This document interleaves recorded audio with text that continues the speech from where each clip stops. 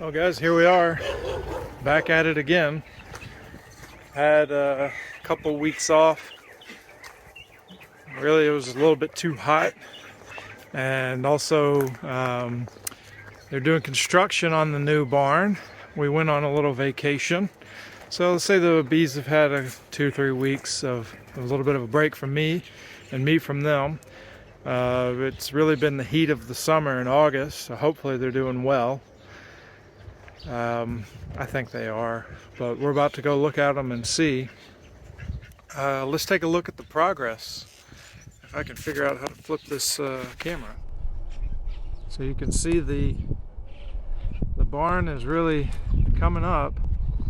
That's a lift. You can kind of get the scale of how big this barn is going to be. It's pretty darn big.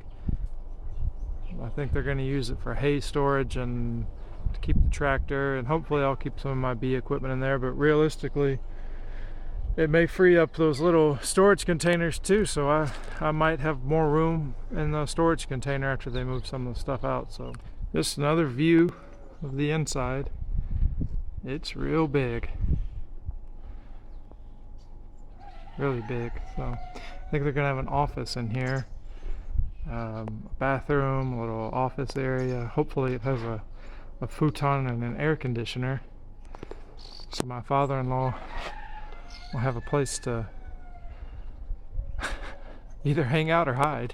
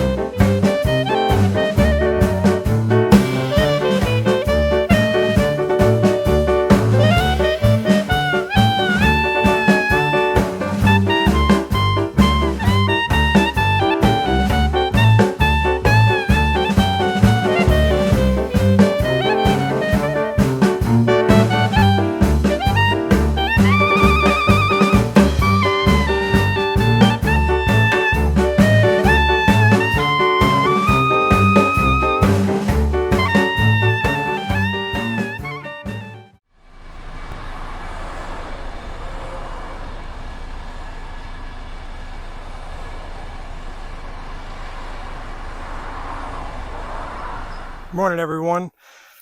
Today we're going to take a look at this hive that was a split from earlier in the season. They have made it through fairly well. They obviously didn't make any honey because they were a split, but they have done fairly well.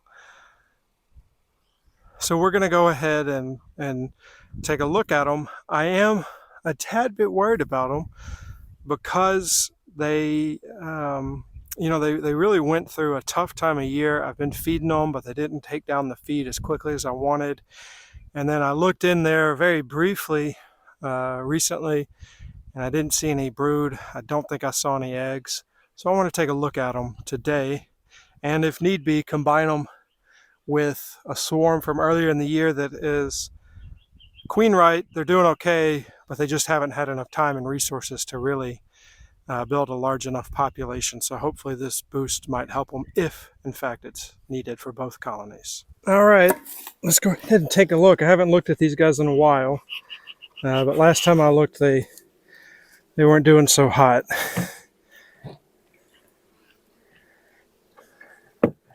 A little feed in there that has some vinegar, but doesn't really smell fermented, so maybe that vinegar is actually working. This hive was pretty calm. The last time I visited with them, they were very mean. I don't see the queen on here.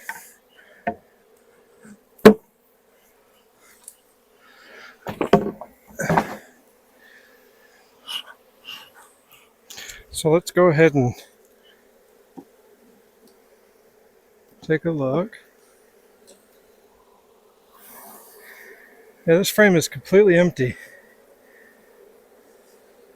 And this is on the edge, and it should be full of honey, completely empty. And that's with feed. They're stressed. They're stressed, and they're loud. This has got some more honey. They're all either in there working it or eating it. The queen is marked, so unless they've requeened, I should see her. And I'm going to leave the other two inside.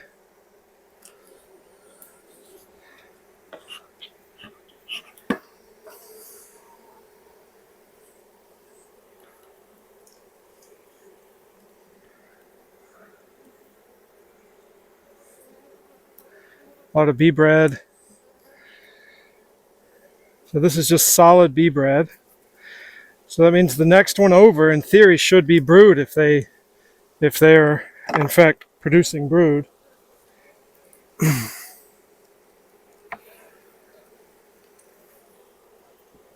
Nothing in here. It's nothing.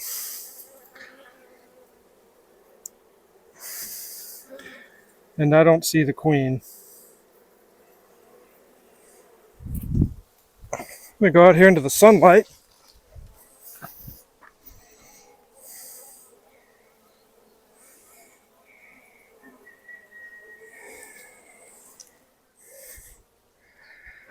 Well, good news. Bad news for the video. Good news for me. There are eggs in there. I only see one egg per cell. So I don't think we've got a laying worker situation. I still don't see the queen. I want to see the queen before I go. I really do. Oh yeah, this one's full of nectar. So they either took down that 5 liters, or they found a source, because it's still got some stuff blooming a little. This one's full and capped. I'm very worried about the fact that I don't see a queen.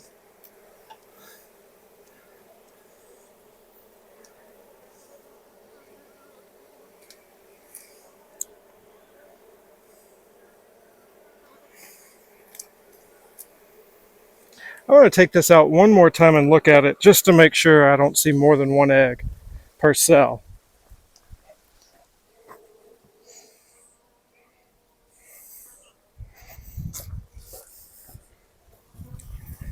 Again, I don't see the queen, but I do see some really nice, some milk brood in there. I think I see some brood in here.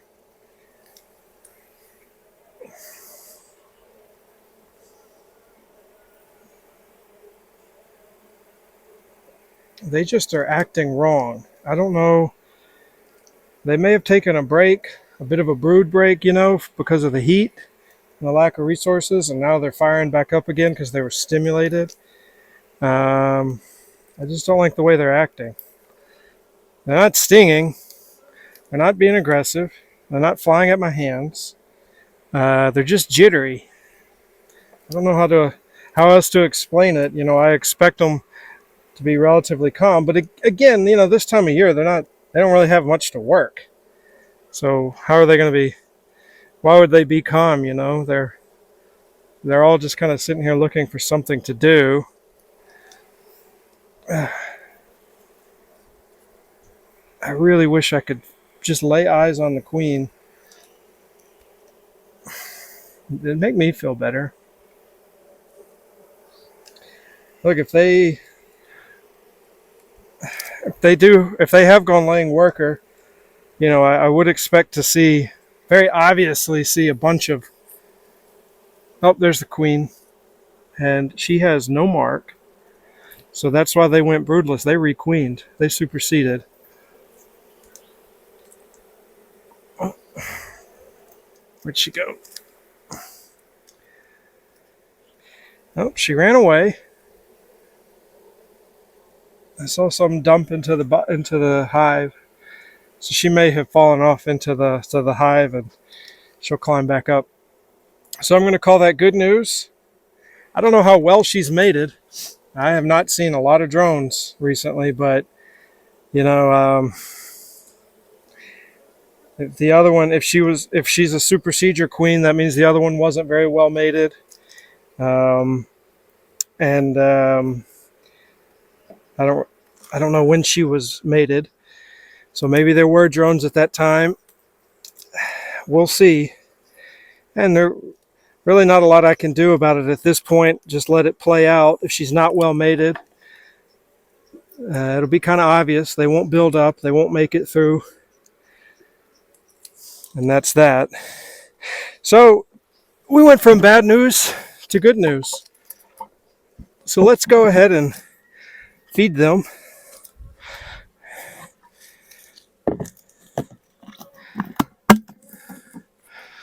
I'll be right back. I'm going to go ahead and put a little bit of vinegar in here. Do that to keep the bees from wandering in. So I calculated, based on the 1 tablespoon per gallon ratio I've read online, I went ahead and calculated 20 per 5 liters. This is 5.1 liter. I'm just going to put 15 mils, which is 1 tablespoon, in, and see how much. I don't really know if I have enough, to be honest. I don't know if I have enough.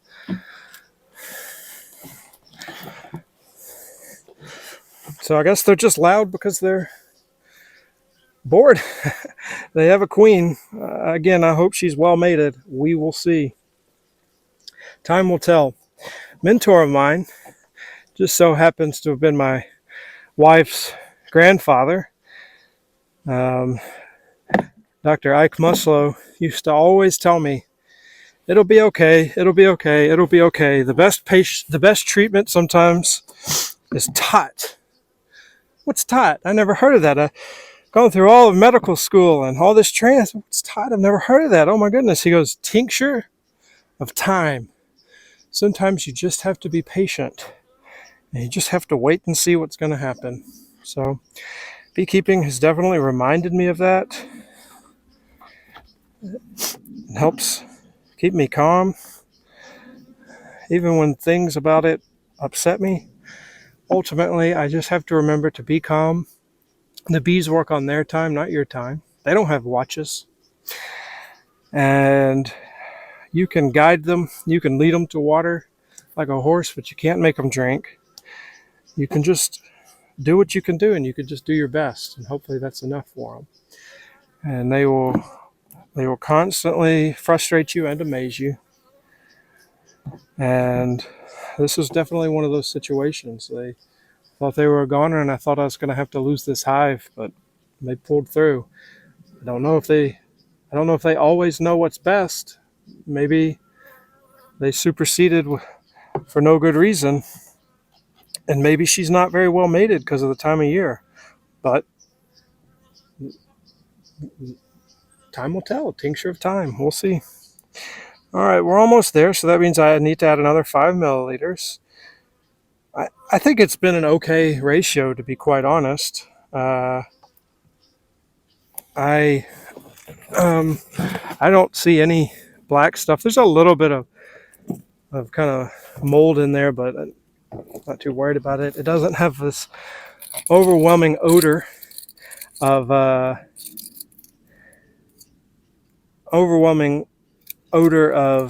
alcohol or rot or mold. Not an exact science. About 20 mils. Put this on here. Press out some of that air. I don't see, it's got a bit of a drip. I don't super trust it. So instead of putting it right on top, I put it a little to the edge. So if it does drip, it won't drip right down in the middle, but instead it'll drip off to the side and drain off the side here until it catches a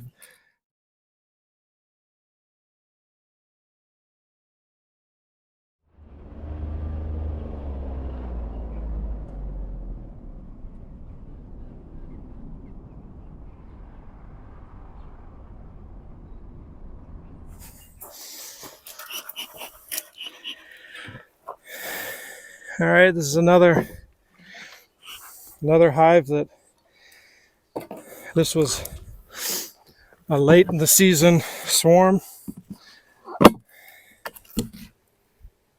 Yeah, again, it's got a little mold, but nothing I'm too worried about.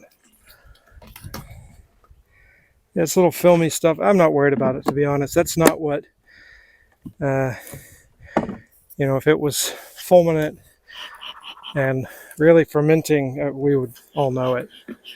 It's a late in the season swarm. Just want to check on them.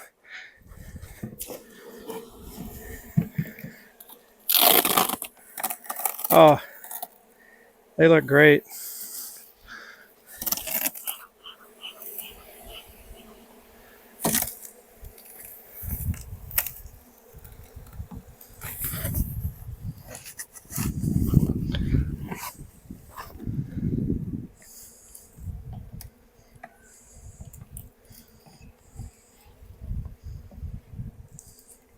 Low on resources, like all the other single chamber, but they've got brood. Not a beautiful big pattern.